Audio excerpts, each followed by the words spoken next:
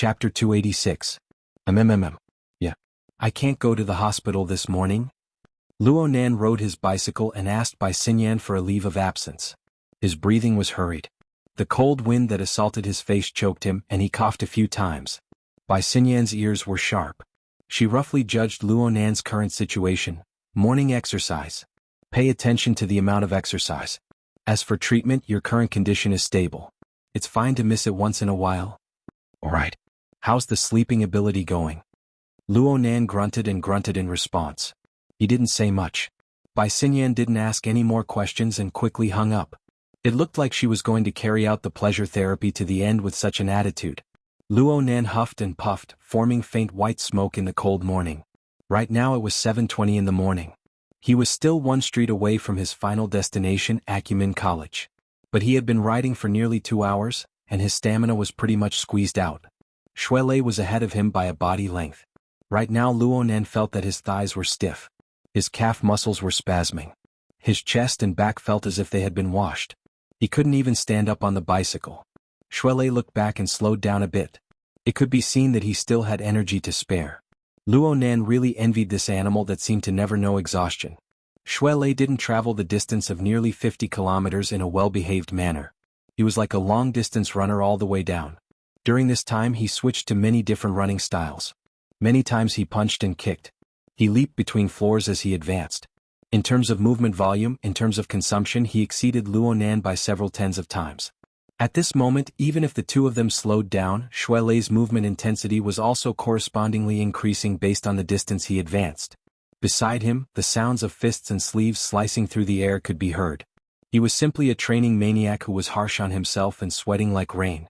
If Shuelei was like this every day, Luonan could more or less understand why Shuelei possessed such astonishing strength that even Zhang Yingying and the other awakened could not stop praising him at such a young age. Speaking of which, Luonan had been brought into a rhythm by Shuelei today. He had practically brought out the strength of a race. The cyclist was led around in circles by the runner. It was quite embarrassing just thinking about it. Finally, Shuelei's morning exercise came to an end. He stopped and let out a long breath before switching to a brisk walk. Perhaps it was because he felt Luonan's gaze that he turned his face. "Nanster, don't be offended. It's not good to talk when I'm training."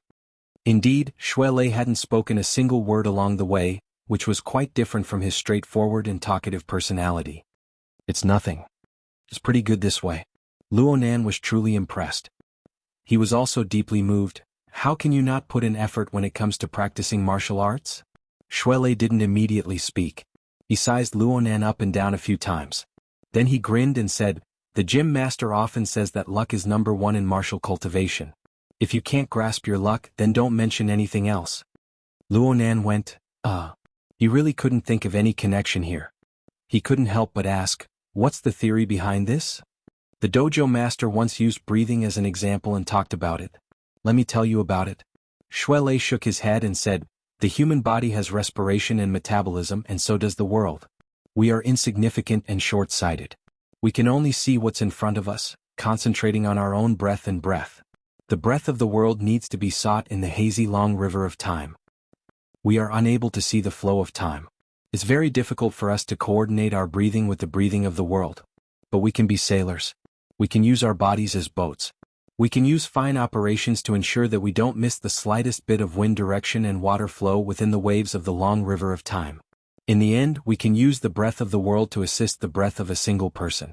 Whether it's going with the current or against the waves, the speed of a boat is faster than the speed of water. This is the true meaning of cultivation. Within this, wind direction and water flow are luck. Sand can be gathered to form a tower. Wood can be gathered to form a forest. Small forces can be gathered to become great forces. One by one they respond to the body and soul, strengthening the body and transforming the vital energy. Isn't this quite hard to understand? Shuelei was a bit uncertain of Luonan's ability to understand as he spoke. Luonan grunted. He knew that Shuelei wanted to remind him of a few things. It was probably something about focus and willpower, but Luonan was unable to understand the specifics. Shuelei laughed. "I didn't understand at the time either. But then the gym master explained that we are all people who operate boats. It's hard to avoid being surrounded by dangers as we traverse the long river of time. In the olden days, when a fisherman on a river encountered a rapids and dangerous shoals, The boat would be destroyed and the people would die. The exhaustion of strength was secondary. The exhaustion of the mind to observe and utilize the water was the main problem. Practicing martial arts and cultivating may seem like tempering one's strength, but in reality, it tempers the willpower. It tortures the mind. Whether it's ordinary training or facing enemies in battle, the mind comes before the energy, and the energy comes before the strength. And the weight of the exhaustion should be lower. That's the only reasonable thing to do. Luonan looked at Shuelei. This time he finally confirmed it. Wasn't he the type of person that Shuelei spoke of? Wasn't he the type of person who consumed far more physical strength than mental strength? The bodily functions of his entire body were already at their limits, but his mind was still very active. From Shuelei's perspective, was his concentration not enough? Was this a criticism? With Shuelei's temperament, no matter how tactful his words were, this was the limit. For a time, the exhaustion on Luonan's body felt like it was being pricked by needles. Even the breath he breathed out was a bit feverish. Shuelei was a bit worried that he might have gone overboard with his words. He subconsciously waved his hand, but he himself was a bit nervous. Naster, actually Where should the brain be used in order to be focused, in order to be used in a reasonable manner? Luonan didn't let Shuelei speak nonsense. He asked very seriously. Luonan wouldn't get angry over such a small matter as his friend, but he really didn't understand. Logically speaking, he had been studying and practicing extremely seriously from last night until now. There shouldn't have been any instances of his mind wandering off or slacking off. Shuelei let out a sigh of relief when he saw that Luonan's state of mind was fine.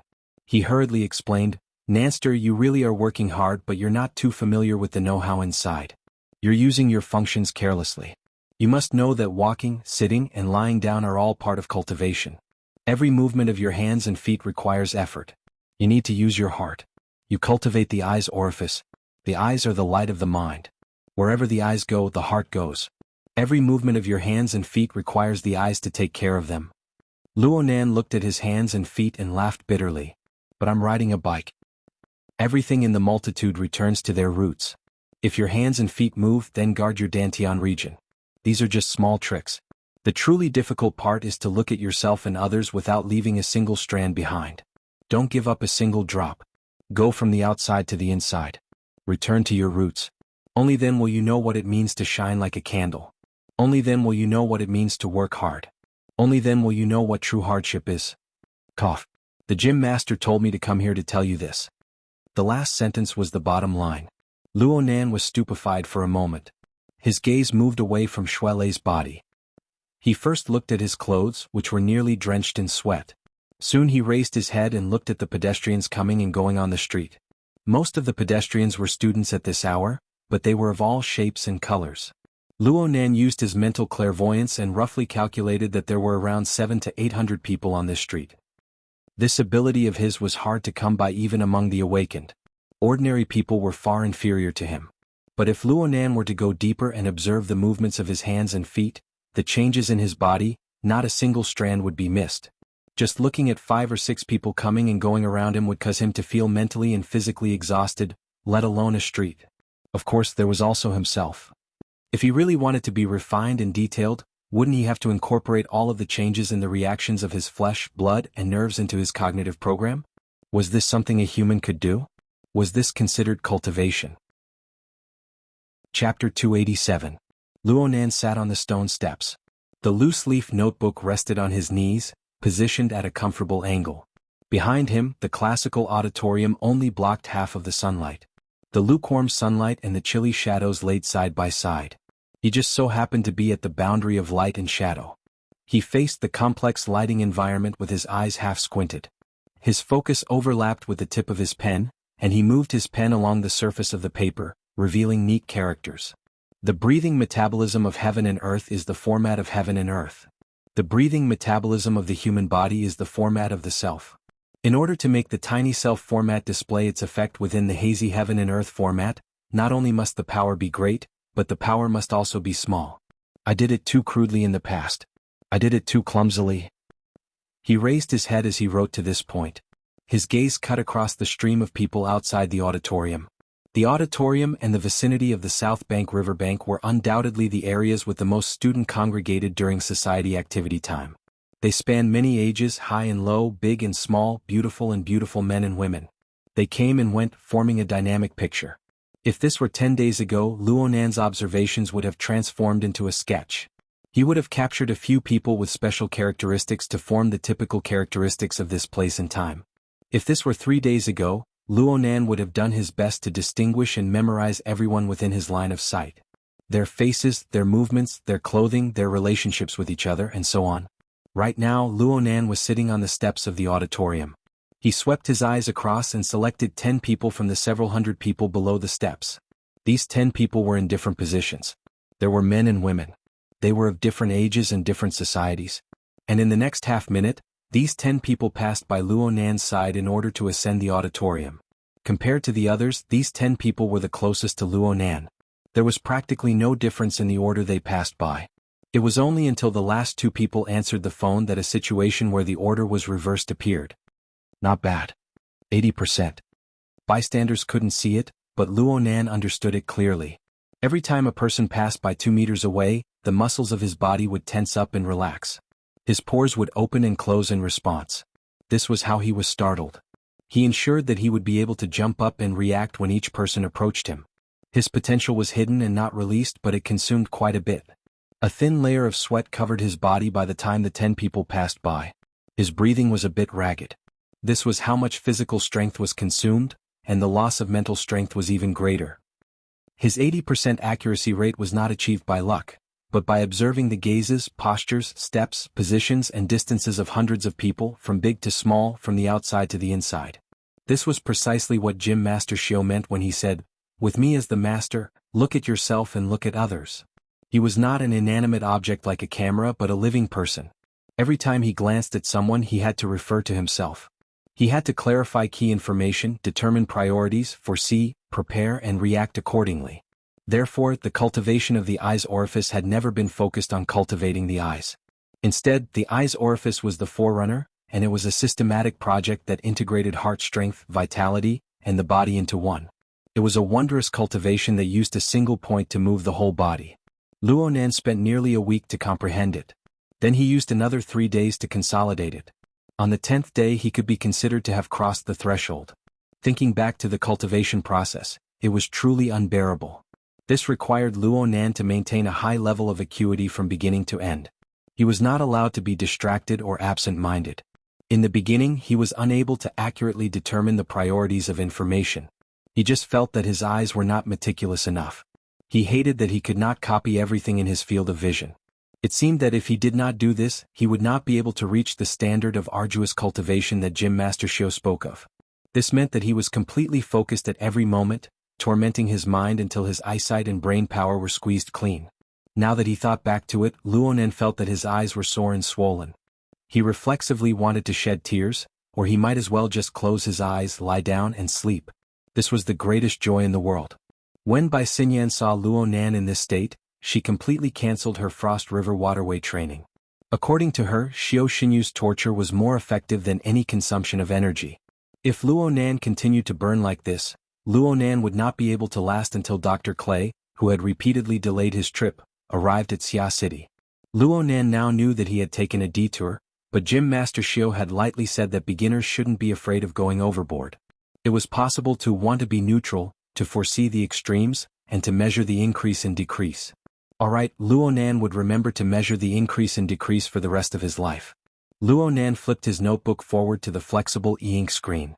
He opened the statistical form and added the results of this training. Then he returned to the diary page and held a pen to write. October 25th. Training with 1,000 people completed. Overall success rate, 72.2%. After dividing into groups, success rate, 55.6%. Final success rate, 19%. After completing the basic data analysis, Luonan closed his notebook. He ignored the strange gazes of the pedestrians around him and took out a bottle of medicine. He poured a drop of eye drops into his eyes and did a facial massage. His eyes were first soaked with coolness, then steam rose in the blink of an eye. The medicinal strength of his fingers seeped in, fusing with his vital energy and moisturizing his eyes. The medicine was a secret recipe provided by Master Xiao. It was concocted by Bro Octopus, and it could relieve eye fatigue. But then again, using his eyes too much was a sign of his clumsiness. The human eye was a precise and complex structure. Anatomically speaking, one would not be able to find the existence of the eye's orifice even if they searched through all the positions of the eyes. The so-called eye's orifice was actually the eyes and its corresponding functions. It interfered with the mental plane to form a special structure. It lay between the virtual and the real. Only in this place could one achieve the effect of connecting the inside and the outside, radiating with spiritual light. It was practically impossible for a normal person to possess the eye's orifice. Only by possessing a certain level of cultivation could one realize the interference between the mental and the material plane. Only then would the eye's orifice be gradually constructed. It was the same as the shield of truth. The shield of truth that Luonan experienced was considered a temporary structure. But building the eye's orifice was tantamount to building a permanent facility. Luonan already had a slight feeling. His eyelids drooped down, but he could feel a heavy pressure acting on them. The pressure came from the format pyramid. It was his power on the mental plane. It was the influence it had on his body on the material plane. Other people cultivated by creating something out of nothing. Only Luonan wanted to steal a beam and replace a pillar. He shifted the power that was trapped in the My Heart's a Prison format to a controllable level. After these days of exploration, Luonan felt that calling it confinement was not completely correct. It should be said that his soul strength had entered a processing line. It had to complete the process and become a certain finished product before it could be taken off the line. This greatly limited the scope of its usage. It was fine to use chains to bind people, but it was hard to use it for embroidery. If Luonan really wanted to transport the raw materials, then he would need to break through the barrier of My Heart's a Prison. First, he would have to consume the materials internally. Could be said that not even 1 out of 100 could be saved, and it had to be done on and off. There was no efficiency to speak of. It was precisely because of this that the results of the soul strength activation exercises in the simulator layer of the psychic wave network were so terrible. But now that he was cultivating in the eye's orifice, the intermittent supply was not unbearable. This kind of work of grinding with water had the material plane constantly bearing and echoing it. Could be said that dripping water wears away a stone. Even if only a single drop was transported out every day, it would leave a mark when it smashed down. It would be like this day in and day out. It would be like a depression that could store water. Like this, it would gradually expand. Plus, Luonan was not that miserable yet. The eye's orifice that Luonan had just built was like a pool that stored water. Soul strength trickled in. As long as Luonan took care of it carefully and prevented it from evaporating or leaking, it could become a pool, a lake, or a sea after a long time. At this point, Luonan did not need Gym Master Xiao to mention it again. Luonan naturally understood the principle of concealment. He used 70% of his soul strength every day and stored 30%. 70% was used to temper the eye's orifice and build the structure. The remaining 30% was stored within. When Luonan closed his eyes, it was like rolling beads spinning in his eye sockets. It seemed cold, but it wasn't cold. It seemed hot, but it wasn't hot. It was warm and cool. It was hard to describe the wondrous feeling. Later on, it seemed as if a ball of light had lit up in his skull. It was hazy at first, like a candle that was about to go out. But if Luonan worked hard every day and wiped it, he would make progress. There was another name for this. One heart lantern, a candle illuminating the 9 underworlds. Gym Master Xiao had said that when the heart lantern probed and illuminated the inner organs, Luonan would have achieved minor success in the eye's orifice. At this point, the eye's orifice had truly set up a platform. It had an outline. It was no longer a mirage or the ravings of a madman. Luonan didn't like to open his eyes because of this, especially when he was alone. He would droop his eyelids and feel the moist, warm and cool feeling of the glimmering candlelight. It was truly a good feeling. He sat there, seemingly in peace yet not awake. His eyes could not see anyone and he did not deliberately use his mental senses. Yet the pedestrians that passed by him all left behind faintly discernible traces on his body. When the heart lantern shone, the traces were revealed. Sometimes Luonan felt that he was like a spider. He used this marvelous method to weave an incorporeal web. The multitude of living beings, as long as they passed through, would give him a stir, and he would respond accordingly. In comparison, clairvoyance on the mental plane had a greater range and a deeper level, but it definitely did not have such a direct and pure reaction mechanism. Luonan's shoulders suddenly slumped, but he was a step too late. Chapter 288. The sightseeing bus sped through the campus. Most of the students of Acumen College were still brainstorming for the club activities. They were trembling with fear for the 8 credits a year. The people on the bus were truly hateful. Unfortunately, no one on the bus had this awareness. In a certain sense, they were a group of people isolated from the real campus. Shuelei sat in the front seat and chatted with Xie Junping about the party. He was a bit curious and nervous after entering a completely unfamiliar circle. Xie Junping was laughing and joking with him. He spoke half-truths and half-lies, playing around with him. Luonan sat in the back. At first, he listened to Xie Junping and Shuelei chat, but then his mind sunk into the heart lantern of the eye's orifice. He clairvoyantly observed the flickering flames and the changes in the surrounding environment, not missing a hair. The heart lantern of the eye's orifice lit up, illuminating a region of his brain. The results of this cultivation were quite mysterious, but it wasn't the first guest in Luonan's brain. There was another object revolving around the heart lantern right now. The external neuron. This dynamo core was like a dragon that floated in his brain. It moved around the lantern, appearing and disappearing from time to time. When it got closer, the electricity overflowed, baring its fangs and brandishing its claws. It intersected with the flames of the heart lantern, swallowing and spitting. It seemed as if it could be swallowed at any time. It made one's heart tremble with fear. This sort of situation had existed not long after the heart lantern was lit. And it absolutely didn't just look scary. This was the first time this thing came close. The energies of both sides reacted, and the electricity radiating from the external neuron directly extinguished the heart lantern. Luonan's many days of hard work were destroyed in an instant.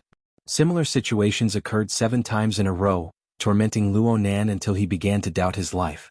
In the 8th round, when he was close to despair, the electricity directly entered the heart lantern. It strongly fueled the ignition, illuminating everything with light. The amount of growth this time was 10 times more than the sum of his hard-earned savings. Over the next few days, the external neuron would come every time he finished cultivating in the eye's orifice. It would bombard the heart lantern with electricity. Luonan's goal of 1,000 people per day was to form groups of 100 people. He cultivated in 10 groups every day, and this lightning dragon would appear 10 times. Though it was never extinguished, sometimes the tyrannical electricity would greatly dampen the brightness and harmony of the heart lantern. If Luonan hadn't strengthened it a few times in between, Luonan's progress would have been unsightly. It was for this reason that Luonan admired Shuelei. Luonan felt rather complex feelings toward Shuelei. Don't look at his current progress as being delightful. In fact, it's all over again and again. Should I look at it after cultivating tomorrow? Perhaps it would completely collapse. Luonan had been in the Daoguan for a few days. He had long since understood the heart lantern. The first few times the heart lamp was extinguished, it was fortunate that his cultivation was shallow and the backlash was not strong. It only took him 2 more days of effort. But now, if the heart lamp were to be extinguished once more, the damaged structure of his eyes and his mind and willpower would have to be restored. He would have to think about it for a year and a half. It was as if there was a bomb hidden in his brain that could explode at any time, and he was the one who put it in his brain. Luodong School. Through. Was. Luoyang Academy, Chin and Star. He said. Lu. He thought for a moment, then added the word electricity after the word fire, followed by the word ice before he finally gave up. After writing these words, he unconsciously sighed. It wasn't a good analogy to call a bomb. It would be more appropriate to call it an iceberg. They were all hidden beneath the surface of the water, waiting for people to crash into them. After cultivating in the eye's orifice for a few days, Luonan felt that his greatest harvest was that he now understood the standard of precision needed for true cultivation. He also used this precision to re-examine the process of practicing formatting theory. He wanted to know if he had made any mistakes. Of course the answer was yes. Whether or not formatting theory had its own flaws, he would not discuss it for the time being. In his cultivation of formatting theory, there were too many things that he knew but did not know why. He relied on his grandfather's theory to walk down this path. Many small details were determined by his own laws. This was why Xiao Xinyu had labeled him an external law, and had trapped him in a cage. The current situation faced by the heart lantern of the eye's orifice was the death Luonan brought upon himself. The use of the external neuron's void depository function originated from Elder Mo Luan of the Blood Flame Order. At the time, Luonan's soul strength was growing explosively. The imbalance between his body and soul intensified, and he did not know how to deal with it. It just so happened that the wraith sign had occupied the magpie's nest and was lurking by Mo Luan's side. Luonan used the wraith sign as his eyes and ears. He referred to Mo Luan's methods against the soul envoy and took the initiative to pull apart the distance between his body and soul. His soul and body seemed to be joined, but they weren't. This reduced the pressure on his fleshly body. This method was indeed effective, but there were many repercussions. It caused Luonan to be sensitive and have many dreams. His mind was absent-minded. Later, Luonan discovered that the external neuron had the void depository function. When his soul was entrusted to it, it was like entering an empty world. There were no distracting psychic waves. Later, the wraith sign hunted and created a disturbance. He relied on the external neuron to cushion the pressure, saving his life. Since then, Luonan had always entrusted his soul to the external neuron to reduce the pressure. He gradually grew accustomed to it. So it was more accurate to say that Luonan's body and soul had been lacking a fusion for a very long time. Most of his soul was entrusted to the external neuron. Even though this strange object was hidden in his brain, it was not an organ of his flesh and blood. There was still a layer separating the two. Xianxia said that the fleshly body was rejected by the external technique. When combined with reality, it was actually a barrier and conflict between the external neuron, which was the carrier of the soul, and the naturally existing fleshly body. This was the crux of the problem. At the very least, this was the case in the realm of understanding. This was where the matter came to a dead end. Luonan could control the external neuron, causing it to move to various parts of his brain. He could even drive it out. However, his frail fleshly body was far from being able to bear the heavy pressure of his soul body. He could not do without the void depository function. Moreover, in the end, he would need to transfer soul strength from the My Heart's a Prison format to refine it. The connection between the eye's orifice and it was inevitable. Especially after every refinement of the orifice, the eye's orifice would become nimble and harmonious, linking his body and soul. It was like the positive and negative charges in a rain cloud attracting each other. The situation of lightning bombarding the heart lantern was inevitable. This meant that every time Luonan practiced, he would have to face the dangerous test of entering a state of mental derangement. He failed the first 7 times, but he persevered through the next few dozen times. He even obtained some benefits. It looked like this business was feasible. However, the matter of cultivation required meticulous concentration. What they feared the most were ups and downs. Even if this kind of benefit was multiplied by 10 times, it would not be able to withstand the destructive blow brought by a moment of crisis. The problem is fatal, and having no one to help is even more fatal. Luonan did not open his eyes. He just used his fingertips to streak across the pages of the notebook, flipping them back and forth. The external neuron was a core, a secret that could easily be stripped away. He would not tell anyone about its existence. This led him to rely on himself. He pondered over his plans bit by bit. It had been 6 days since the first time the heart lantern was lit. He had dealt with 60 strikes of lightning. In the beginning, Luonan could not think of anything else. He could only do his utmost to strengthen the structure of the eye's orifice. He would rather greatly slow down his progress in order to stabilize the foundation of the heart lantern. He even referred to the configuration of Fairchild's shield of truth. He borrowed the half-formed eye's orifice, the fusion of body and soul. He spent a great deal of effort to fine-tune the microscopic structure of the eyes. It was for no other purpose than to seek stability. Though this method was stupid, the results were decent. Especially after repeated experiences a few dozen times, it was like the forging method of tempered steel in ancient times. Luonan forged and hammered again and again, causing the structure of the eye's orifice to become tough and solid. The ignited heart lantern emitted a mellow and pure intent. Only in this way was he able to block 53 strikes of lightning in a row and remain undefeated. However, Luonan still had a deep worry in his heart. This worry grew heavier and heavier as he pondered deeper and deeper into the phenomenon of the heart lantern being electrocuted. "Master, what are you thinking about?" Xie Juanping's deliberately raised voice finally entered Luonan's ears. Luonan was a bit startled. He half opened his eyes and looked forward. "What's wrong?" Shuelei's complaint rang out at the same time. "Don't disturb him. Maybe he's cultivating." Xie Juanping laughed. "The car is swaying back and forth. What kind of cultivation is he cultivating? Aren't you afraid of running amok?" Luonan was left speechless after being stabbed in the face. Xie Juanping didn't look at the road. He turned his head and laughed. "People train in martial arts. The more they train, the more spirited they become. For example, Leicester. But look at you. You've been drooping your eyes these past few days. It's like you haven't woken up yet. If you train like this, which pretty girl would pay attention to you?"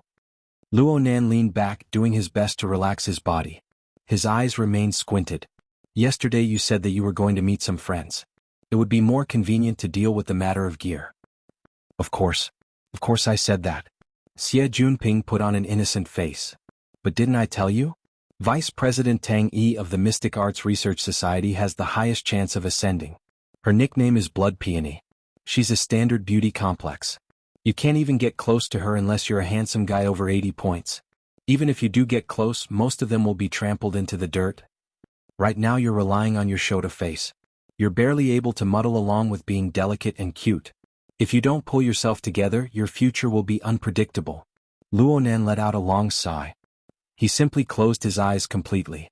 He was too lazy to say anything more. But at this time the heart lantern burned in his brain. The flames burned brightly, but it lost its harmony. Clearly the 60th electric shock had stuffed the heart lantern too full. Restoring the heart lantern to the eye's orifice would certainly form pressure on the incomplete structure. This was a situation that needed to be dealt with first. Luonan was used to this. He didn't open his eyes. His fingertips fumbled with the notebook, flipping it to the back. He found a flat piece of soft paper sandwiched between the pages. The paper was thin and a bit rough, but it was valuable. This was a paper talisman that Mr. Gao had personally made. It was quite extravagant for Luonan to use it for practice. He stroked the paper in his hand, recalling the techniques that Papercut had taught him.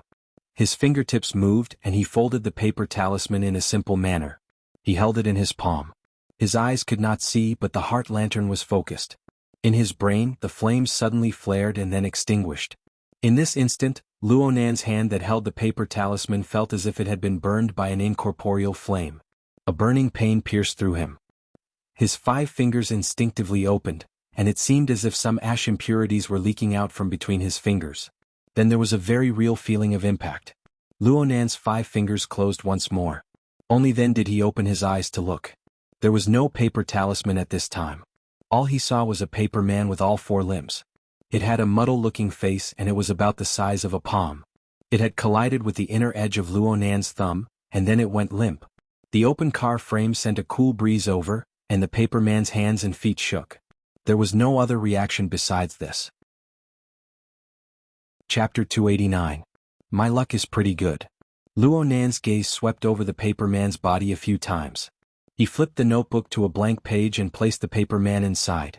There were already 3 similar interlayers as he flipped through the pages. There were a total of 4 paper men hidden in the notebook, including this one. Some were bigger, some were smaller, but the material was the same.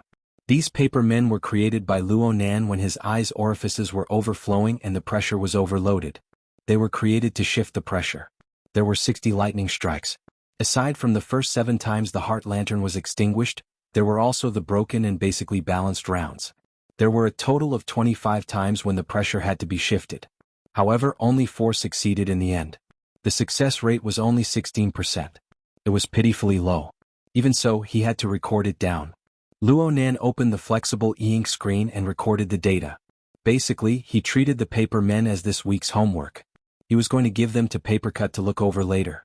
He felt that these paper men were quite different from the works he made when he first started learning. At the very least, the way they were cut was quite cool. Luonan put away his pen and blew away the ashes stuck between his fingers. He blinked his eyes, but he felt his eyes become a bit dry. He closed his eyes and looked within himself. He saw that the glow of the heart lantern was quite weak. It was even weaker than it was before he received the blessing. Luonan was not surprised. He was still a novice when it came to soul strength activation. He was far from being precise. He had clearly used too much strength this time. The consumption was too great. He wasn't in a hurry to recover because he would need to transport his soul strength out of the My Heart's a Prison format if he did so.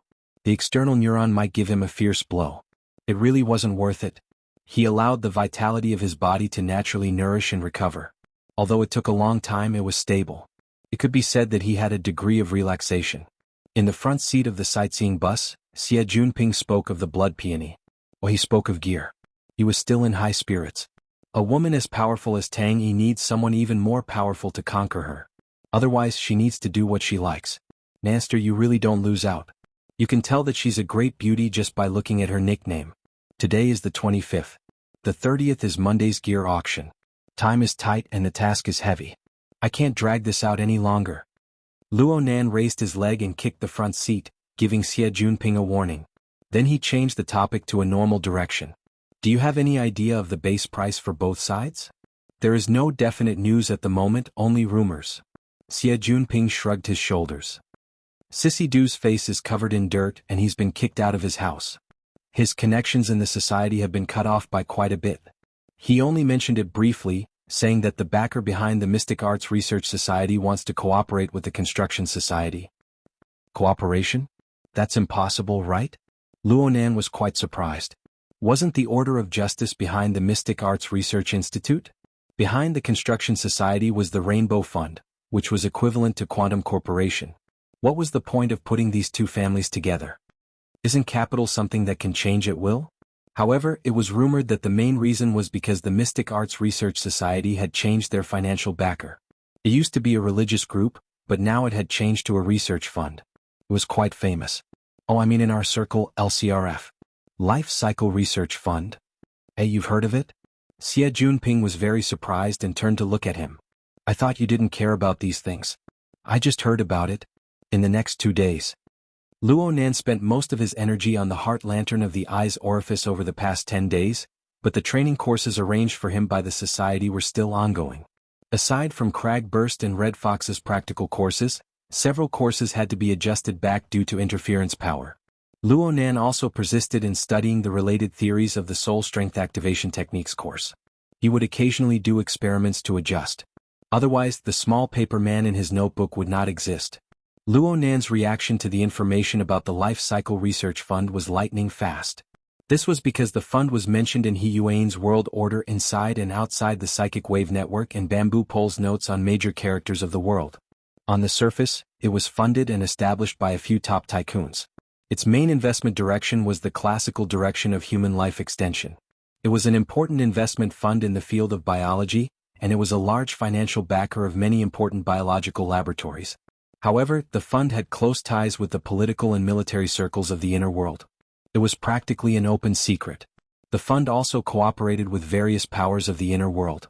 Many important projects were listed there, including the Frost River waterway, which Luonan was very familiar with. Strange.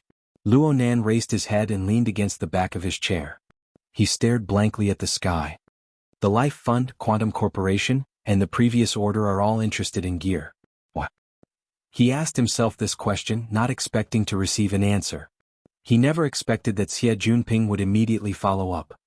Sissy Du said that gear's architectural structure is very suitable for carrying out mysterious rituals. In the past, the Order Club was also known as the Ritual Society by people in the circle. Acumen College's fraternity and sorority societies have held initiation ceremonies here several times. They even had drug parties and the like. It's said that the effects here are much stronger than outside. Xie Junping had been speaking casually, but he turned his head and saw Luonan frown. He hurriedly stopped talking. But after a long while he couldn't help but say, "It's me. I also think it's a bit interesting. It's especially comfortable over there. My brain works fast and my eyes and ears are sharp. Also, sometimes I can see things even without opening my eyes." Transparent. Master, tell me.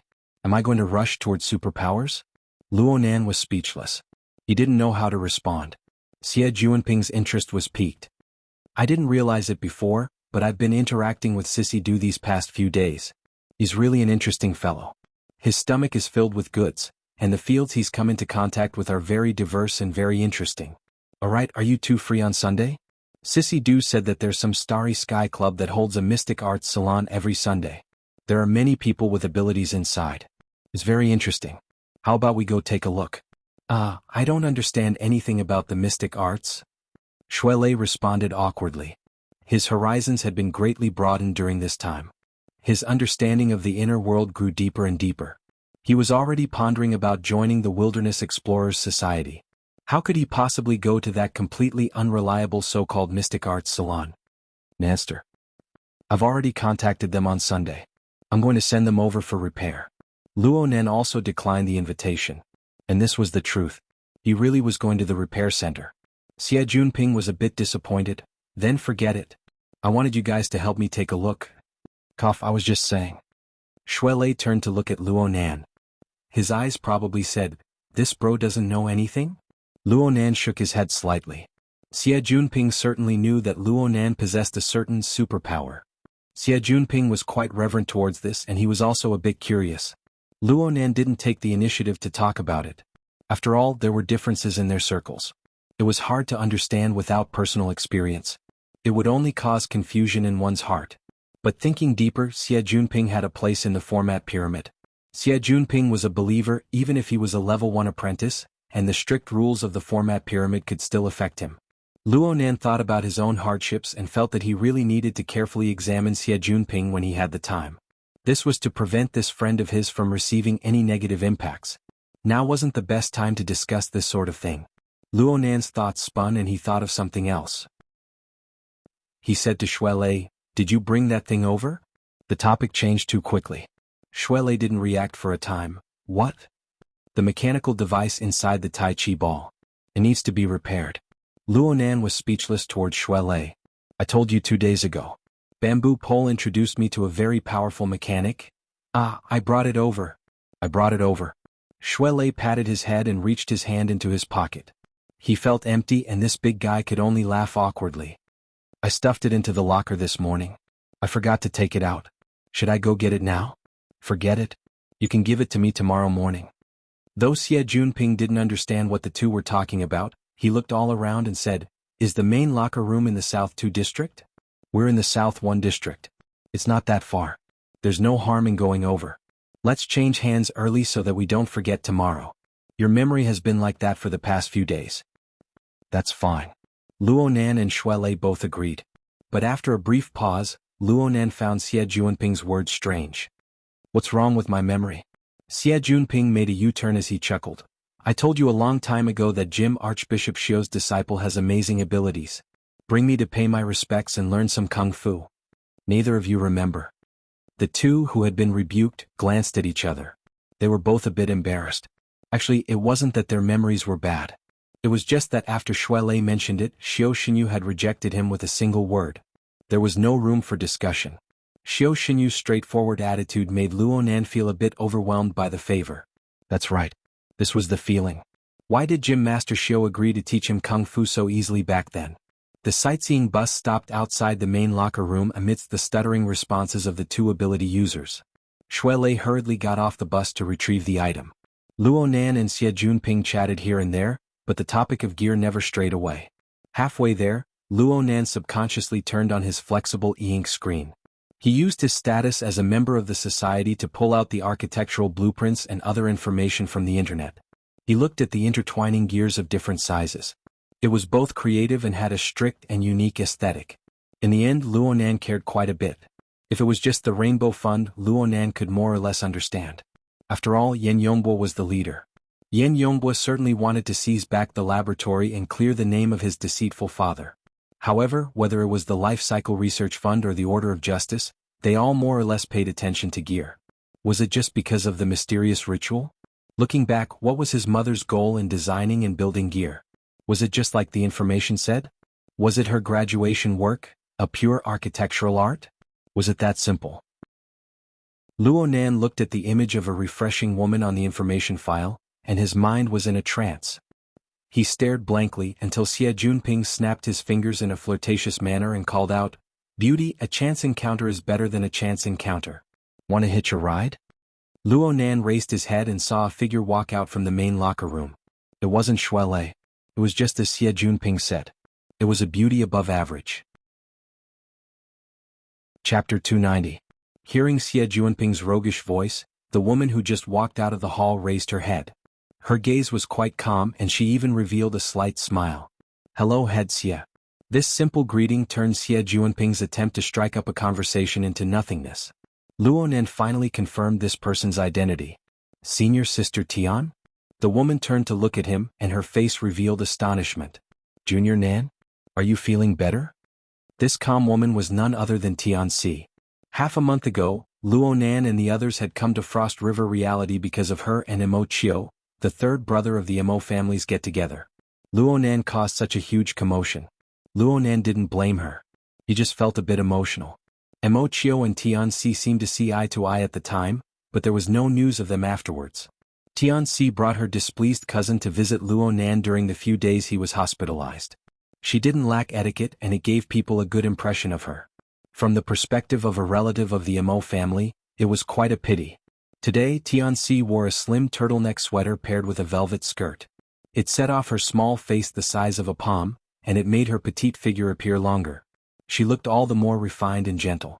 It was no wonder that Xie Junping took liberties with her upon seeing her. Speaking of which, the two of them were both members of the student organization. Their relationship with each other far surpassed Luo Nan's. You're also a department head and I'm also a department head. We're a perfect match. Xie Junping still had a mischievous smile on his face. He jumped out of the car and gestured with his hand. He acted like an experienced driver. I've been wanting to lead Minister Tian's horse for a long time. Give me a chance today. Don't refuse. I know where you're going. Cloud City Water Village, right? With Minister Tian at the party, the attraction is complete. Don't you think so, Nanster? Luo Nan also jumped out of the car and glared at him. Xie Junping was still a bit afraid of him. His neck instinctively shrunk back. Tianxi smiled faintly. I'm just going to make up the numbers. Don't overestimate me, Master Xie. Oh right, Junior Nan, I heard from Tianxi that quite a few people have mentioned you in the past few days. Your name is getting bigger and bigger.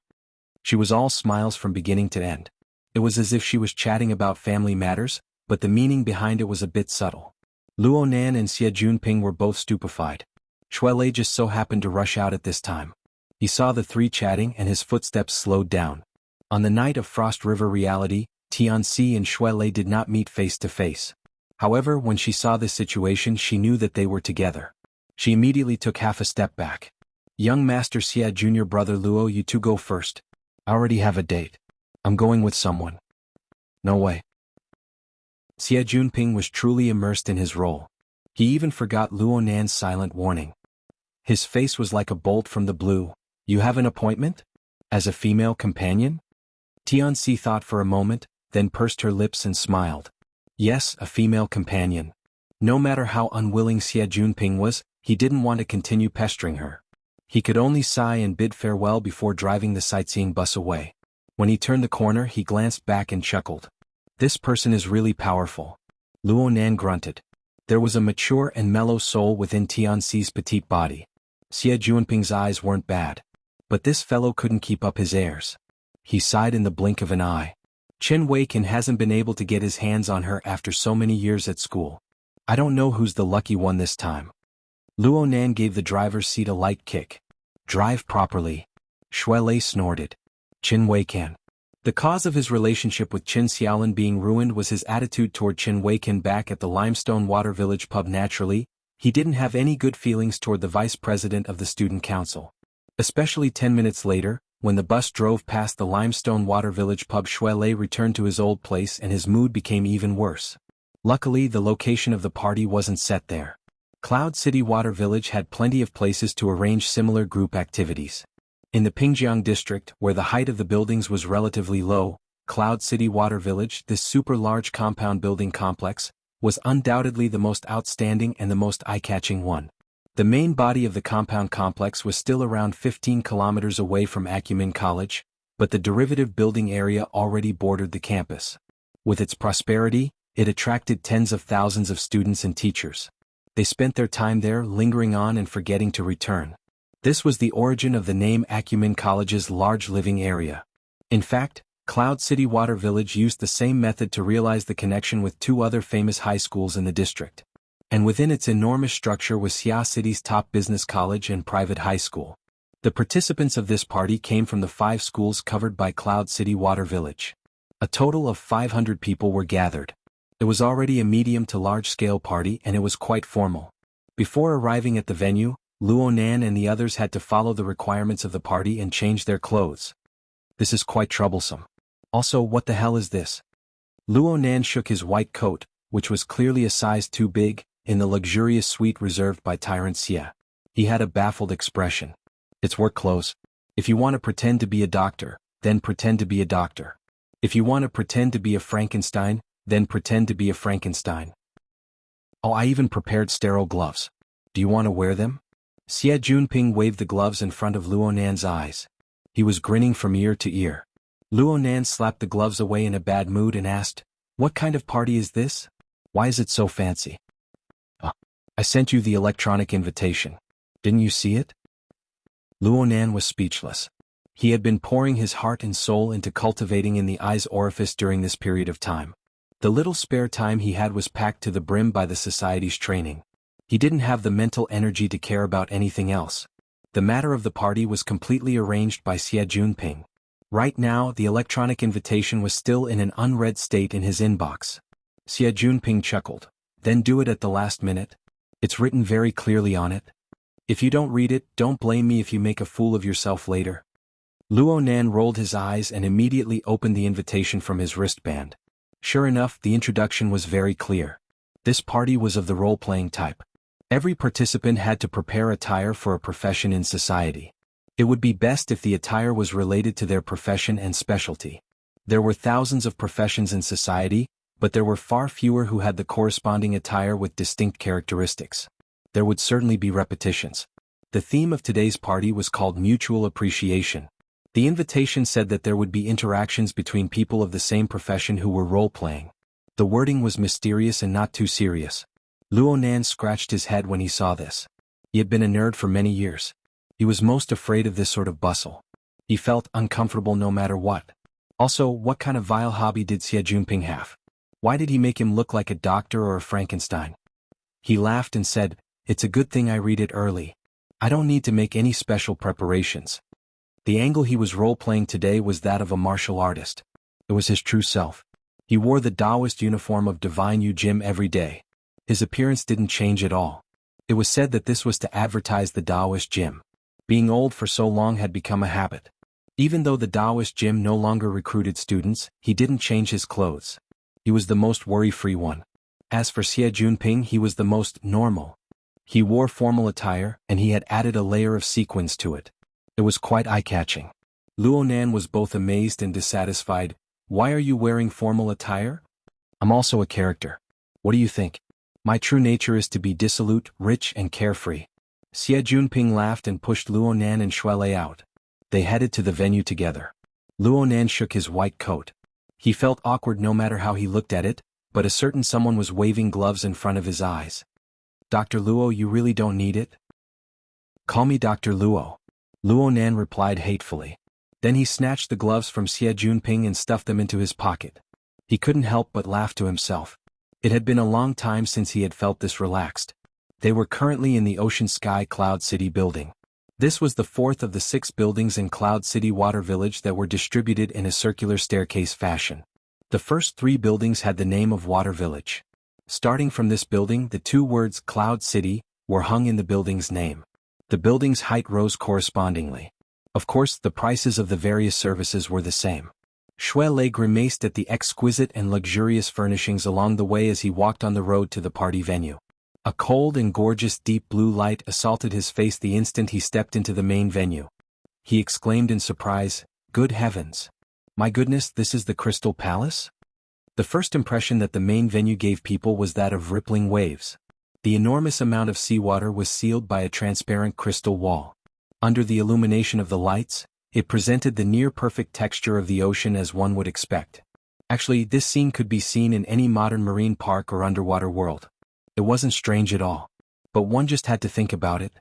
This was the interior of an 800-meter-tall skyscraper. The seawater flowed from top to bottom through the entire structure. It was stored in the walls and flowed within the pillars. Tens of millions of tons of seawater were displayed in such a regular and willful manner. Of course, there were millions of sea creatures, from tiny scallops to enormous blue whales. They collectively constructed a complete and twisted chain of life. Right now, the participants of the party were all distributed on the circular viewing platform built around the central ocean scenic area. Several hundred people were quite a lot. But compared to the 120-meter diameter crystal pillar, which was as tall as the building itself, it really wasn't much. This world-breaking water tank was erected, filled with seawater, and maintained the highest level of safety protection. This achievement could be called a monumental monument in the field of applied physics. Cloud City Water Village's building complex was completely formed 4 years ago. Ocean Sky Cloud City was the last to be built. It was built about a year later than the main building. It could be seen just how difficult the construction was. Luo Nan had come here twice with his aunt's family. It wasn't his first time seeing it, so he felt a bit weaker. But he never got tired of looking at the beautiful sea creatures inside. The 3 of them didn't speak for a while until someone called out to them. Brother Ping, you guys came pretty late.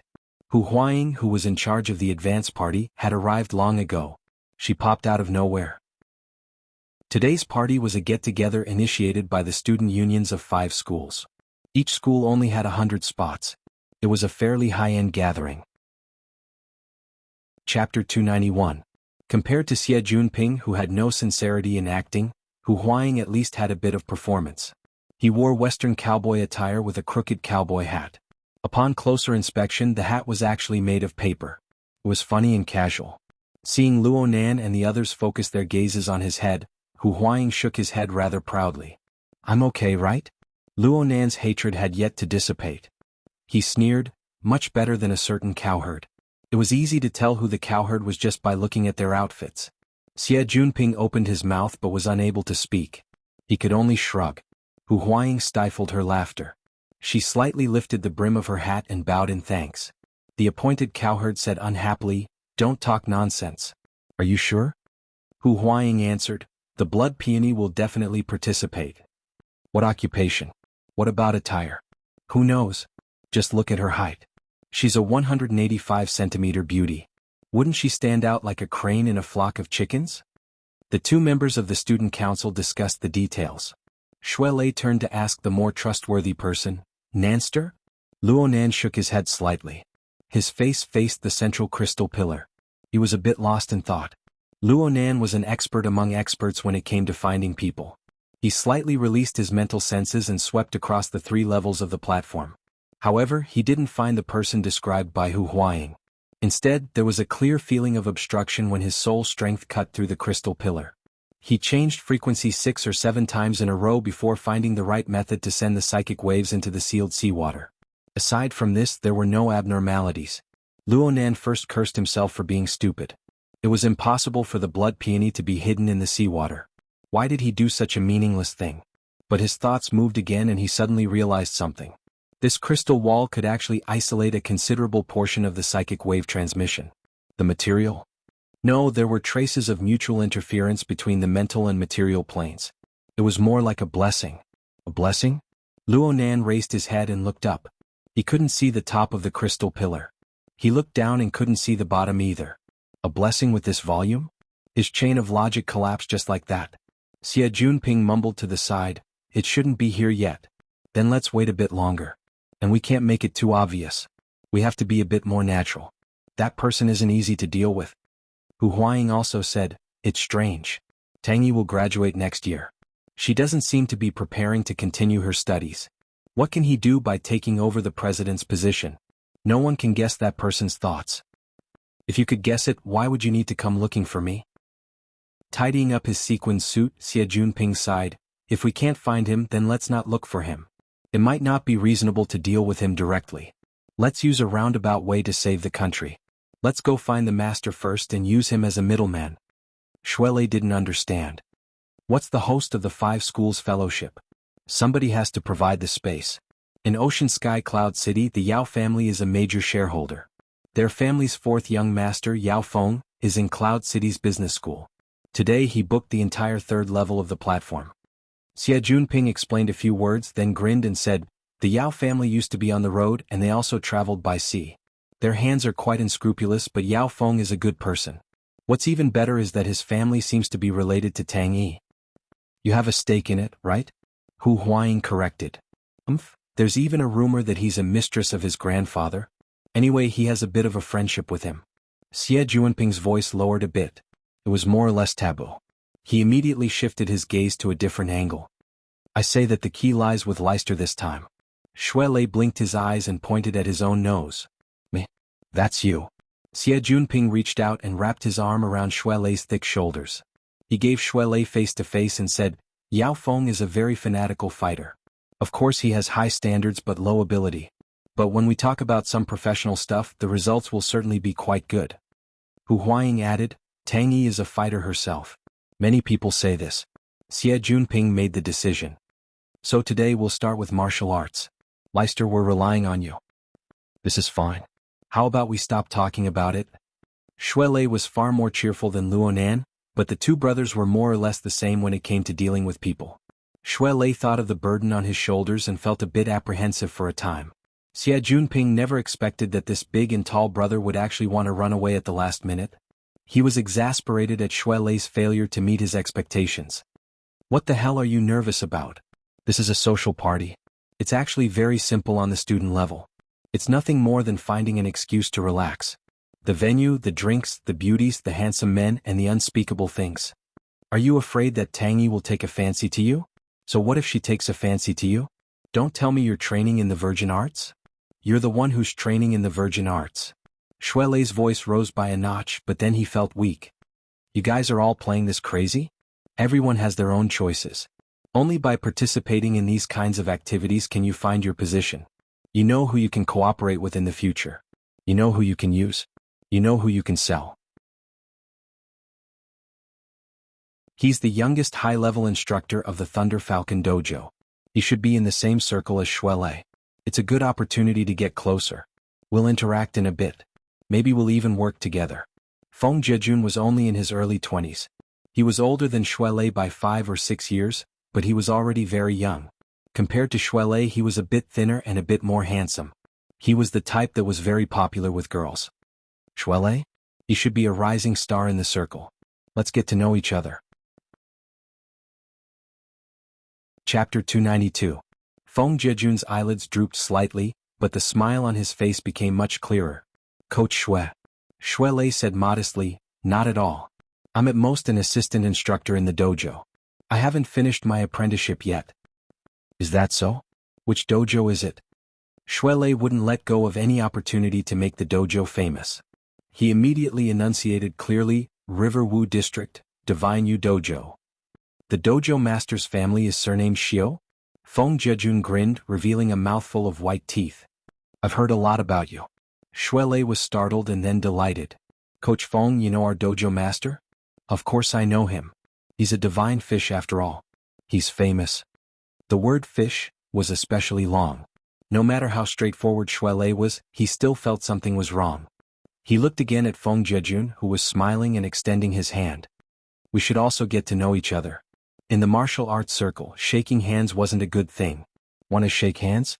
Shui Lei hesitated slightly, but seeing the other party's resolute attitude, he curled his lips and also extended his hand. The two shook hands. He then heard Feng Jejun continue, I've heard of Dojo Master Xiao's great name for a long time. After all, it's rare to see someone who can open a fish dojo in Basan building for 10 years. It's said that he'll be moving soon. Feng Jejun wanted to display his relaxed attitude and speak fluently, but at the last moment he suddenly choked. Shui Lei raised his thick eyebrows. A teeth-numbing screeching sound came from where the two shook hands. Then there was a light explosion like a slightly deflated balloon being burst. At this moment, Feng Jejun's palm was like a spirit snake. He withdrew from Shui Lei's 5 fingers, but his body unconsciously leaned back, stiffening for a moment before straightening again. He lowered his head to look at his own palm. His expression darkened, and the corner of his mouth twitched before recovering his smile. Your strength is polished quite well. Enemies meet on a narrow road? He Donglu sat up a bit and withdrew his arm from the back of the sofa. His palms banged against his abdomen and he even rubbed them a couple of times. He had the attitude of watching a good show. What you said wasn't wrong, but was it really good to say it directly? Even Xia Junping had to concede defeat to Hidonglu's silk pants ability. He thought to himself, if I don't drink and take pills, I'm afraid I won't be able to beat him. Yao Feng felt that he had suffered an unexpected disaster, but he couldn't vent his anger. He could only rack his brains to persuade him. It's common sense to spar in martial arts, but if you come too early the later programs will be boring. Young Master He? You're right. Hidonglu readily accepted advice. He appeared to be quite easy to talk to, but once he opened his mouth, it was somewhat like his words were made of gold and jade. Feng Jejun frowned slightly and finally took a step back. However, Shui Lei wouldn't let him off so easily. He glared angrily at Feng Jejun.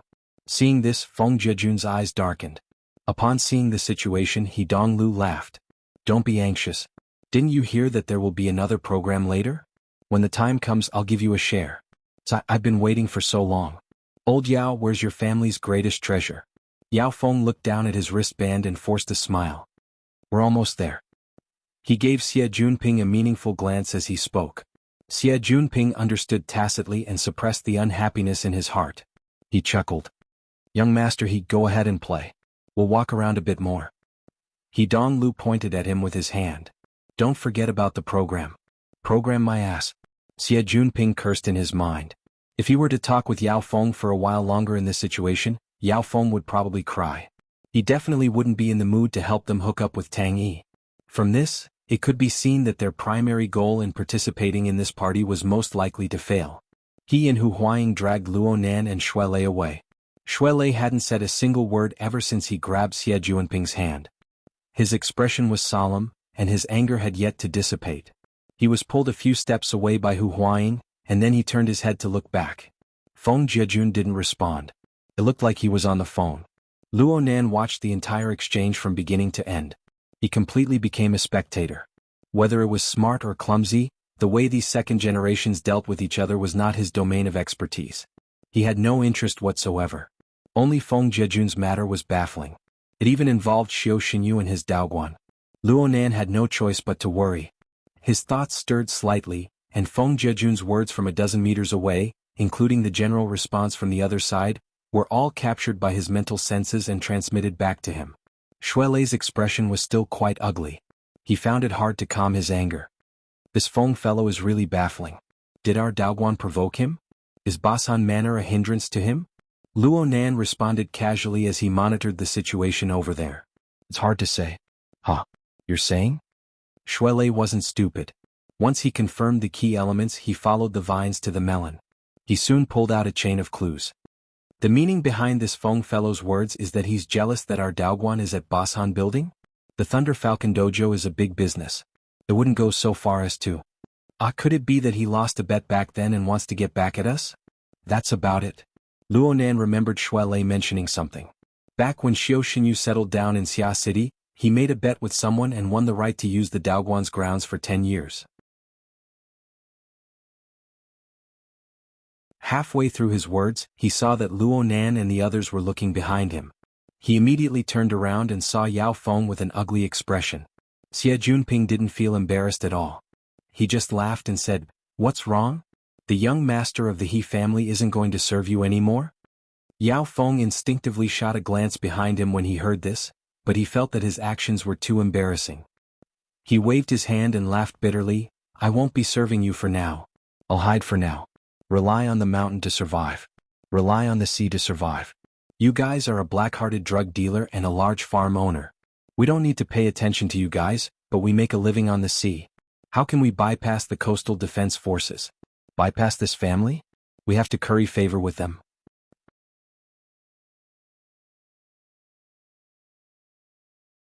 His eyes observed the school of fish, and his mental senses went in and out.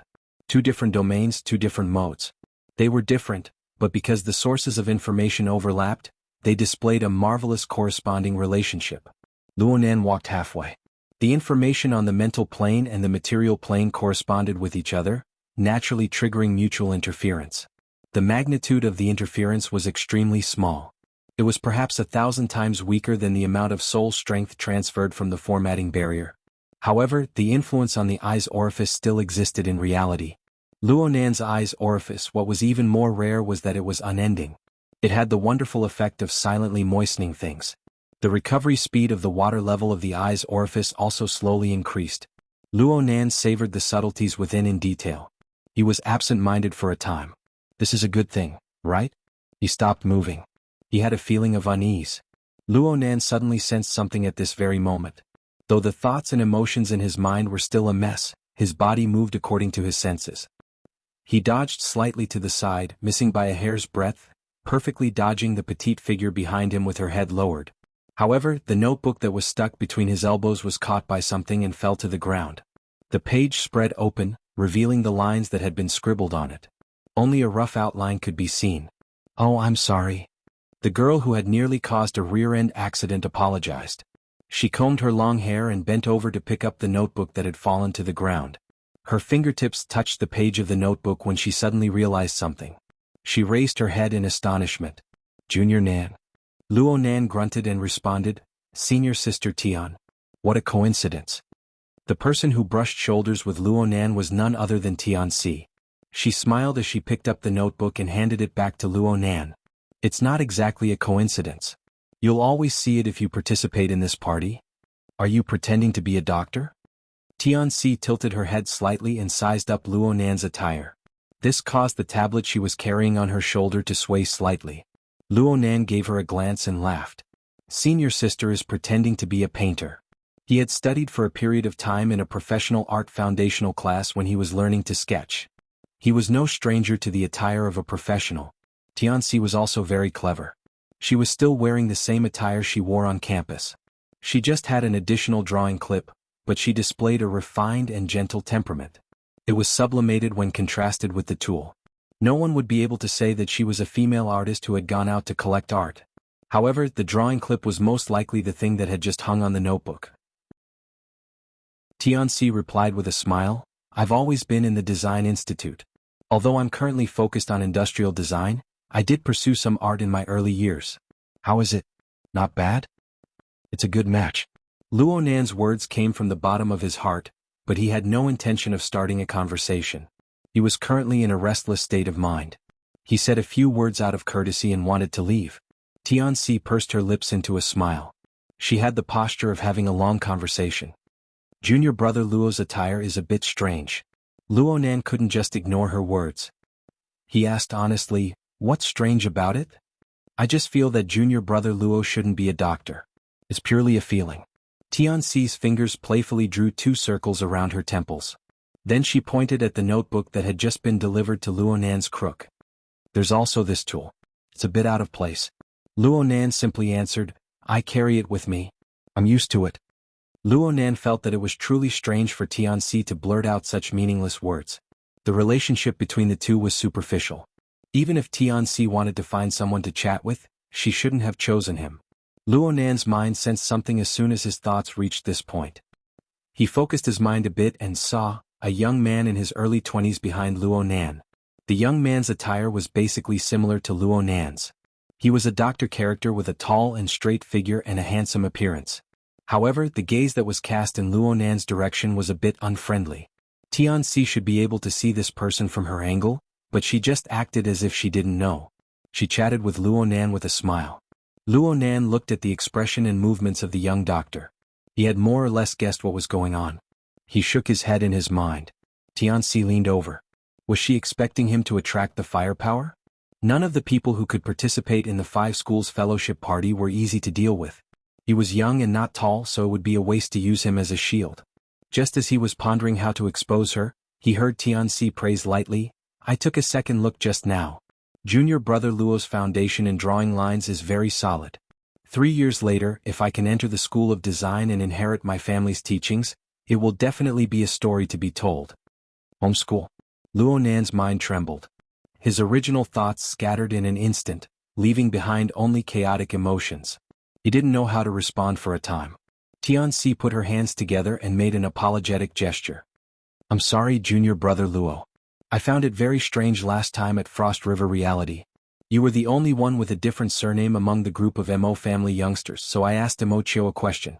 Then I heard Tianxi mention a few things about you that were circulating in their society.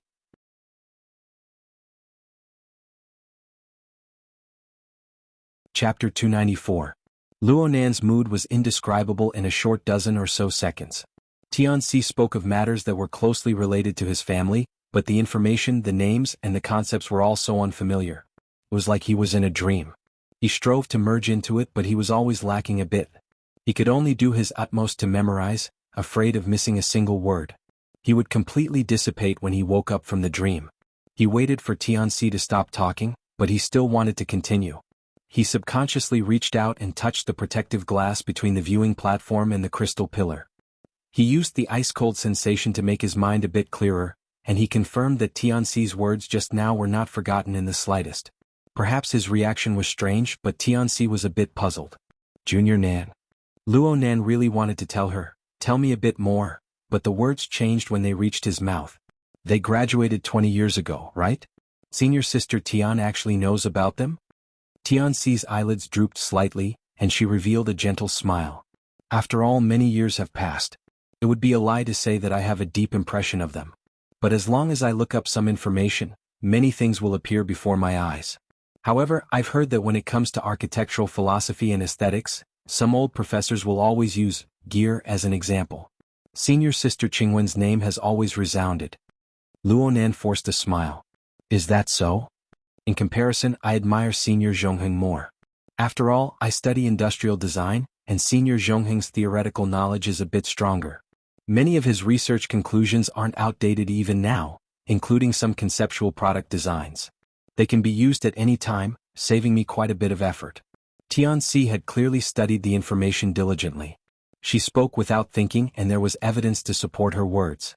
But what made Luonan feel awkward was that the more she spoke like this, the more confused he became. He didn't even know how to respond. His hesitation caused a gap to appear in the atmosphere of a coherent conversation. This gave a certain person an opportunity. Sisi. The young doctor who had been observing from the back all this time walked over with quick steps. His movements were very urgent, and he rudely stood between Luonan and Tianxi, using his shoulder to block Luonan's line of sight. Sisi, you made it easy for me to find you. Luonan's brows furrowed. His fingers pressed against the protective glass. He had a bad feeling. He roughly understood why Tianxi could not wait to avoid this rather handsome young doctor. Such a temperament and behavior were a waste of his good looks. Even the elites of the 5 schools were so unreliable? Luonan's mood turned very bad. He didn't want to get involved in this melodramatic matter, but the vast majority of what Tianxi had said was what he urgently wanted to hear, what he wanted to memorize. Tianxi had said that she had looked up a lot of relevant information for her graduation project. How could it be only this little? There must be a lot more in her stomach, but after the rush, it wouldn't be easy to fill it up. Luonan stared ahead at the spine wrapped in a white coat. He took a deep breath, but he was unable to suppress his fidgety mood. President Zhu. Tianxi hugged the drawing folder and crossed her arms over her chest. She took half a step back. Her body language was very distant, and she didn't even pretend to speak. Based on her usual smooth style, this performance was about to reach her limit. Unfortunately, President Zhu didn't sense this at all. Or perhaps he did sense it, but he didn't care. His body leaned forward, once again closing the distance between him and Tianxi. He used the tone of a host to speak. Sisi, the party is about to officially begin. I solemnly invite you to pair up with me. Tianxi really couldn't take it anymore. She took another step back and stuck half of her body out. She extended her hand toward Luonan, forcefully diverting President Zhu's attention. Let me introduce you guys. This is President Zhu Maoxuan of the Cloud City Business School's Elite Society. This is my junior Luonan. Zhu Maoxuan was very dissatisfied with Tianxi's body language, and he didn't like Luonan at all. Well, he was already in a bad mood when he saw Luonan and Tianxi conversing and laughing 2 minutes ago. He had long since decided on a plan in his mind. Bullying juniors was no pressure for him. They were rookies after all. Rookies were meant to be bullied. Zhu Maoxuan was pondering over how to give the little boy in front of him, who had yet to shed his fetal hair, a deep impression. On the other side, Tianxi did something that made him fly into a rage. This petite, gentle and beautiful girl directly bypassed him to walk over to Luonan's side. She even hooked her arm around the little boy's. Apologies, President Zhu. I just promised Junior Nan that I would bring him along tonight. Junior Nan just arrived at the school not too long ago. This is his first time participating in this sort of activity. He's still scratching his head. Tianxi seemed to feel that the action of hooking her arm was a bit too intimate. She let go and patted Luonan on the shoulder. She was older than Luonan by 6 or 7 years, but she was a bit shorter in stature. Patting her like this was a bit humorous and pretentious. In this way, it had nothing to do with the feelings between a man and a woman. Tianxi's series of actions caused Zhu Maoxuan's expression to fluctuate between clear and dark. He was unable to fathom her relationship with Luonan. Naturally, he was quite angry in his heart after being refused by Tianxi. However, if this was really a senior sister looking after her junior brother, then he would forcefully interfere. Things would really get out of hand and he would lose a bit of face. Oh, hold on. He had observed Tianxi and Luonan from beginning to end from the moment they met. Since when did Luonan have a pleading expression? Mother****. You're playing me for a fool. Zhu Maoxuan's temperament had always been tyrannical. He had the nickname of the butcher in the Cloud City School of Business. This time he had played the role of a doctor, which was an irony to this nickname. Today he had hesitated for a few minutes and pondered a few more steps. This was already because he saw that Tianxi had a superior that he couldn't afford to offend. Now that the flames of anger had rushed forth, he didn't care a fart. He suddenly took a step forward, gritting his teeth and laughing out of habit. The muscles on both sides of his handsome cheeks pulsed, instantly becoming fierce and malevolent. At the same time he grabbed the collar of Luo Nan's white coat. Xuanhuan was nearly a head taller than Luo Nan. His arms and legs were longer. He reached out and the little rookie was stupefied. He didn't react at all. It would be far too eye-catching to grab Luo Nan by the collar and threaten him in a public place. Xuanhuan was an experienced character in this field. Though he grabbed fiercely, he was actually just grabbing the corner of Luo Nan's collar. He shook and shook, exerting a bit of force, letting the inside of Luo Nan's collar rub against Luo Nan's neck. Junior brother Luo, right? To be able to dress the same way as you is also fate. Today we get to know each other. I will remember you well. Don't doubt me. My memory has always been quite good. I won't forget any face. Raise your head. Don't be like a girl. The vicious voice commanded Luo Nan to raise his head. At the same time he used an exceptionally vicious gaze to stab Luo Nan. Senior's teachings are enough for you to enjoy for 10 years. You can't even say thank you. The voice came to a sudden stop. Luo Nan raised his head and locked gazes with Xuanhuan. He looked into Xuanhuan's eyes. His eyes went from vicious to scattered, and then from scattered to vacant. All of these changes actually happened in an instant. Luo Nan gently removed Xuanhuan's stiff hand. Xuanhuan was like a soulless puppet. His joints were all rusted away. Luo Nan frowned and increased his strength, causing Xuanhuan to stagger backward. Xuanhuan instantly came back to his senses. It was as if he had touched a viper with his outstretched hand. He suddenly pulled it back and even struck his own chest, hammering him until he grunted. He woke up a bit and wanted to get angry again, but his heart trembled when he saw Luo Nan's gaze. He opened his mouth but he didn't say anything. He just turned around and walked away. Xuanhuan walked far away and he became a bit more clear-headed. He turned his head wanting to come back, but he didn't have the courage. He could only extend his hand and point at Luo Nan. In the end he left hatefully. Tianxi, who stood to the side, looked like she was watching an absurd play. She was unable to discern any logic from the beginning to the end. It was as if the boorish and troublesome Xuanhuan had been possessed. He inexplicably dispersed his ferocity and walked away with his tail between his legs. What did Luo Nan do during this time? Tianxi only came back to her senses after being stunned for a full 5 seconds. She hastily apologized to Luo Nan. I'm sorry, junior brother Luo. Just now I was. Senior sister is very popular. Luo Nan didn't wish for the topic to stray too far. He spoke a few polite words and then he didn't continue. He hoped that Tianxi would continue to talk about matters related to his mother. It would be fine even if she added, that person. However, Tianxi's mood was still affected by this matter. Her eyes drooped in a daze for a moment, and she looked at the trembling water within the crystal pillar.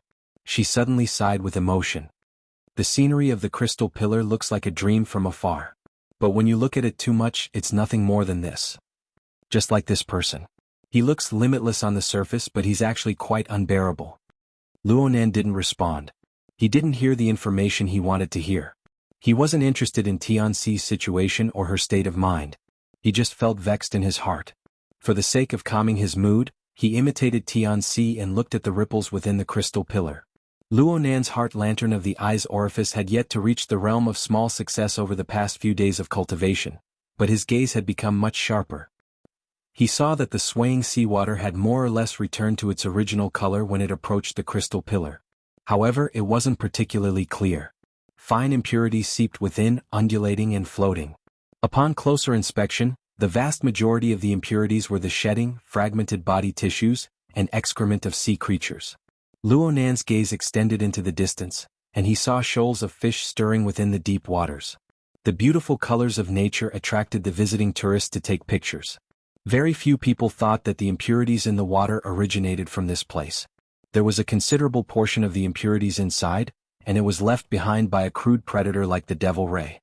It looked dirty and messy, but there was an old saying, there are no fish when the water is too clear. There were also microorganisms, algae, and small fish and shrimp that surrounded the impurities in the marine ecosphere. These links formed one after another, connecting head to tail. They formed a tight and indispensable chain. If a link was missing and there was no competent human intervention, the consequences would never be too good.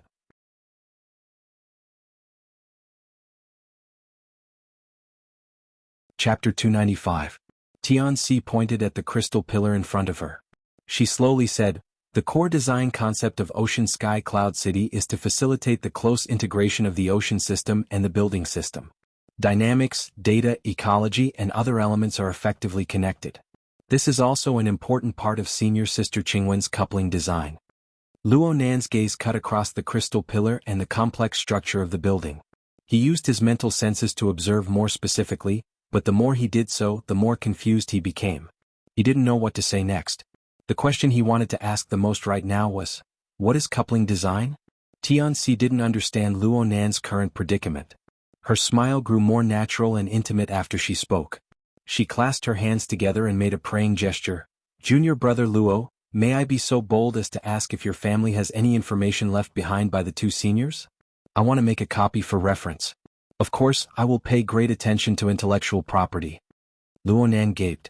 At this very moment, a bit of face was not worth mentioning in the face of his intense thirst. He turned to the side and stared at Tianxi. "Senior Sister Tian, my mother passed away early. She separated from my father a long time ago. There is practically no information about them at home." Tianxi went, "Ah, so it's like this. Sorry, I thought." Luo Nan interrupted her before she could finish speaking. He spoke urgently, "Senior Sister, can you give me a copy of the information you collected? I really need it. I really do." Tianxi suddenly understood what Zhu Maoxuan was feeling when she was enveloped by Luo Nan's gaze. Luo Nan's eyes were a mess of color under the deep blue light, but there was an indescribable pressure that penetrated her. It was as if a layer of raging flames had burned through her eyes and heart. It made her want to close her eyes in haste, and her heartbeat sped up. Tianxi was a member of the Mutual Assistance Association.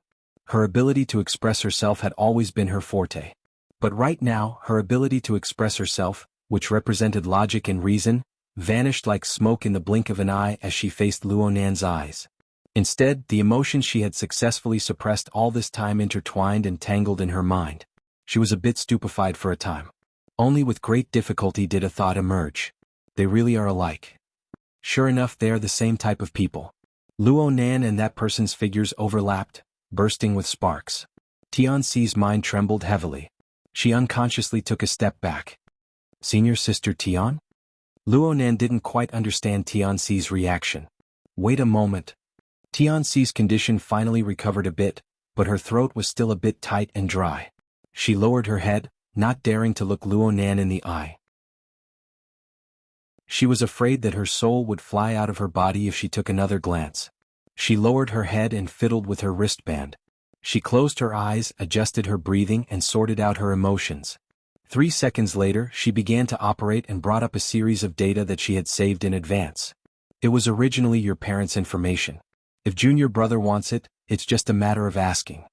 Tianxi raised her head and forced a smile. "I'll share the information I've stored in the cloud with you. Most of it comes from the Academy's electronic library, and some of it requires a certain level of authority. You might not have it now, but you should be able to access it in advance if you look for Department Head Xia." Luo Nan clasped his hands together and expressed his thanks over and over. "Thank you, Senior Sister Tian. Thank you." Tianxi knew from this that Luo Nan wasn't able to see anything deeper. She let out a breath of relief, and her mind became a bit more lively. She pulled out a blueprint that Luo Nan was currently unable to see and set it into projection mode. Due to the large interference from the deep blue light in the vicinity of the crystal pillar, Tianxi took out a drawing clip and used it as a cover, allowing Luo Nan to clearly see the diagram displayed within. Even so, the area of clarity was relatively limited. Luo Nan unconsciously moved closer and stood shoulder to shoulder with Tianxi. They leaned their heads against each other as they watched earnestly. "This is the tender that the designer of Cloud City Water Village submitted in the year 82. Look here. The company's technical consultant is none other than Professor Panwen. According to what she said, she originally wanted to lead a team in the bid to verify Senior Sister Qingwen's theory. Unfortunately, it wasn't particularly successful. She still holds this regret to this day." Tianxi fiddled with the AR image, causing the three-dimensional perspective of Ocean Sky Cloud City's initial design to display the complex and precise structure from every angle as much as possible. Professor Pan said that though Ocean Sky Cloud City merged with the ocean system, its craftsmanship was too heavy. It could only be used as a weight to be unconventional and unconventional. It wasn't successful in terms of construction theory. It was far inferior to gear, which was as if it was formed by nature. There were practically no traces of craftsmanship. Luo Nan listened with pride and sadness. His eyes looked at the perspective of Ocean Sky Cloud City, but his heart was thinking about gear. Tianxi could more or less understand his current mood. She thought for a bit and added some gossip she had heard through hearsay. I heard that Professor Pan specifically made a design for this. The wetlands of the Academy can be seen with the naked eye from the high-level observation deck of Ocean Sky Cloud City. This includes gear on the North Shore. It swam along the edge of the crystal wall, and its flat head smashed into the inner wall of the pillar over and over again. It was filled with restless emotions. Its body was enormous and its force of impact was tremendous. There were clearly 2 layers of protection between them, but no one actually dared to approach. They were afraid that this monster would break through the protective layer and swallow them whole. Tianxi instinctively covered her mouth, suppressing the cry of alarm back into her throat. The elevator door immediately closed. Luo Nan swept a few glances at the crystal pillar before lowering his gaze to look straight at his own toes. It was as if there was nothing else in this world that could arouse his interest. Xuanhuan and the others walked over aggressively. They just so happened to walk to the edge of the Devil Ray's collision zone. They were given quite a fright. They involuntarily followed the crowd and stopped to watch. It was Xuanhuan who saw the elevator door close from afar. He urged them with a few words and only then did the group of people catch up. But at this time the high-speed elevator had already gone up. Keep an eye on the floor. Xuanhuan made up his mind. He was going to give the adulterous couple a good look in this building. He slapped the elevator button, summoning a parallel elevator. He cursed and swore, venting his emotions that were on the verge of exploding. Luckily the other high-speed elevator arrived quickly. Xuanhuan glanced at the floor number and took the lead. He walked into the elevator and the others rushed in as well. It stopped at the 133rd and 142nd floors. What's on the 133rd floor? It looks like an office area. 142. The high-level observation deck. That's it. Xuanhuan quickly set his target. He ground his teeth and closed the elevator door, isolating the cries of alarm and clamor from the floor. Just 2 seconds later, another strange sound reverberated back and forth in the relatively quiet space. It flooded into their ears. Kacha kacha kacha kacha. The rhythm was monotonous and there was no change whatsoever. It was as if someone was fiddling with an old-fashioned pair of scissors back and forth. It didn't stop and it made one's heart fidgety. Who set this ringtone? This was the first thing Xuanhuan thought of. His companions were all stupefied. Xuanhuan finally discovered that there was an unfamiliar fellow who had boarded the elevator with them. Perhaps he had been in the elevator earlier. He had been wholeheartedly focused on surrounding the adulterous couple, but he hadn't discovered them. It was a public place after all. The man wore a pure black suit and sunglasses. His clothes were ramrod straight, and he looked like a bodyguard or a security agent from a TV program. He would be quite recognizable if he were to be displayed at a party. However, the most eye-catching thing was the necktie worn by the sunglasses man. It was garish, but upon careful inspection, one would see that there were all sorts of beetles engraved on it. Perhaps it was because the necktie was tinted, but under the illumination of the light, a faint metallic luster seeped through it. The beetle's compound eyes flashed with light, brimming with a treacherous and unconventional color. The sunglasses man felt Xuanhuan's gaze, and he slightly tilted his head. His eyes seemed to have shifted over. Xuanhuan foolishly looked over and locked gazes with this eccentric fellow. The latter cracked open his mouth and faintly smiled, revealing a mouthful of pitch-black teeth that were branded with dazzling 5-colored patterns. Ding! The elevator door opened and Xuanhuan and his party walked out. The elevator door immediately closed. The group of people at the elevator door looked around in a daze. Where are those two? 124. They're not on this floor. Then why did they come down? Because, you're tuning in to the Sword Dance in the Vast Sky YouTube channel.